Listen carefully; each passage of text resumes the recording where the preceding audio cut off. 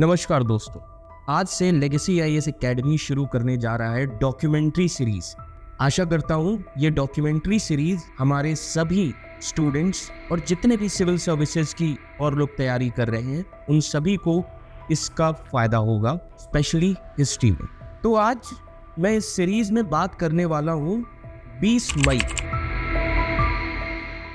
मई तारीख की क्या इम्पोर्टेंस है इंडियन हिस्ट्री में। आज की ये जो डॉक्यूमेंट्री है वो आज भारत के इतिहास को इस तरीके से दर्शाएगी क्योंकि आज के दिन 20 मई 1498 पोर्चुगीज का एक सेलर भारत में पहुंचा था जिसका नाम था वास्को डिगामा। वास्को डिगामा 20 मई 1498 को कैलिकट में उतरा और उस समय कैलिकट के शासक जमोरिन थे। तो शासक जमोरिन ने वास्को डिगामा और उसके सभी व्यापारियों का स्वागत किया, लेकिन भारतीय व्यापारियों को उसके बंदरगाह से बाहर करने की उनकी जो मांग थी, पोर्तुगीज की जो मांग थी, उसको स्वीकार करने के लिए बिल्कुल भी तैयार नहीं था जमोरिन। फिलहाल वास्को डिगामा चला जाता है 1499 में।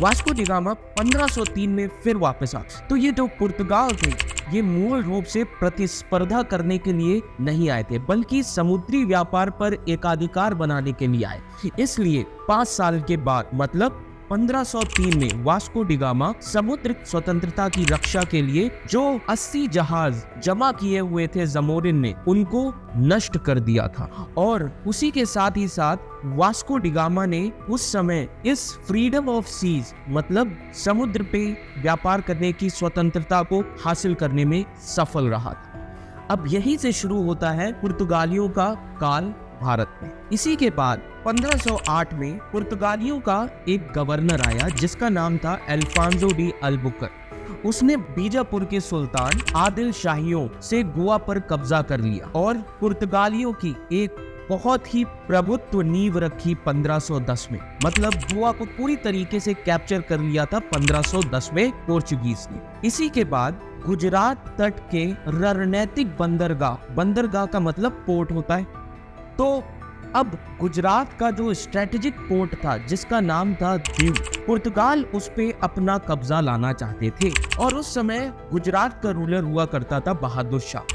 1537 में गुजरात के सुल्तान बहादुर शाह की हत्या के बाद पुर्तगाली दीव को कब्जा करने में सफल रहे थे और इसी के साथ 1546 तक पूरी तरीके से पुर्तगालियों ने दीव पोर्ट पर अपना पूरा कब्जा कर लिया था और पूरी तरीके से एस्टोडा इंडिया का निर्माण रख दिया गया। तो 16वीं शताब्दी में भारतीय जो शिप इंडस्ट्री थी और भारतीय जो शिप थे नौवाहन और विदेशी व्यापार को, भारत के विदेशी व्यापार को एक बहुत ही बड़ा झटका लगा। वे अपनी मांगों को पूरा करने के लिए हिंसक भी थे और निर्दयी भी थे। इसीलिए पोर्चुगीज ने अपनी फोर्स को यूज किया और उसी समय पूरी तरीके से पुर्तगालियों का दीव और गोवा पर कब्जा हो चुका था। उसके बाद अब पुर्तगालियों को पूरी तरीके से अपना रूल बनाना था, इसीलिए उन्होंने शुद्धिकरण करना शुरू किया। तो अब हमें इससे क्या सीखने को मिलता है? पुर्तगालियों ने हमें इससे ये सिखाया कि वो व्यापारी के रूप में आए थे भारत, उनका रास्ता निकालते हुए जो उस समय के भारतीय राजा थे उनके बीच में जो भी खामियां थी उन खामियों का फायदा उठाया और फोर्स को यूज करके उन्होंने भारत पे कब्जा करना धीरे धीरे शुरू किया। और बाद में पुर्तगालियों के बाद अंग्रेजों ने भी इसी तरह से भारत पर कब्जा किया। तो आशा करता हूं आपको इस डॉक्यूमेंट्री में पुर्तगालियों ने किस तरीके से भारत पर कब्जा किया ये समझ में आ गया हो। धन्यवाद।